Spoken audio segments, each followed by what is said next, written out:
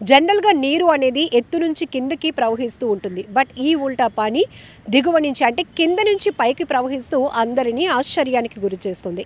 ఛత్తీస్‌గఢ్‌లోని సర్గుజా జిల్లాలోని మైన్‌పాట్‌లో ఈ ఉల్టా పానీ ప్రతి ఒక్కరిని ఆకట్టుకుంటుందని చెప్పాలి. అంతేకాదు ఈ నీరు ఎలా వెళ్తోంది? ఒకవేళ దీంట్లో ఏదైనా వస్తువులు వేస్తే అవి కూడా అలానే ట్రావెల్ అవుతాయా అని టెస్ట్ చేస్తున్నారు చాలామంది. ఈ వింతను చూసేందుకు అక్కడ క్యూ కడుతున్న జనంలో కొంతమంది పేపర్‌తో పడవలు లాంటివి తయారు చేసి అందులో వేస్తుంటే ఈ కింద నుంచి నీరు పైకి ప్రవహిస్తూ ఆ ఫ్లోటింగ్తో పాటు అవి కూడా వెళ్తున్నాయి. ఇది నిజంగా ఆశ్చర్యంగా ఉంది. ఈ ఉల్టా పానీని ఇంతకుముందు ఎప్పుడు చూడలేదు అంటూ అక్కడ చూడటానికి వచ్చిన వాళ్ళు కూడా తమ అభిప్రాయాన్ని షేర్ చేసుకుంటున్నారు. ఒక రకంగా చెప్పాలంటే బ్రహ్మం గారు చెప్పినట్టు ప్రకృతిలో ఎన్నో అద్భుతాలు ఉన్నాయి.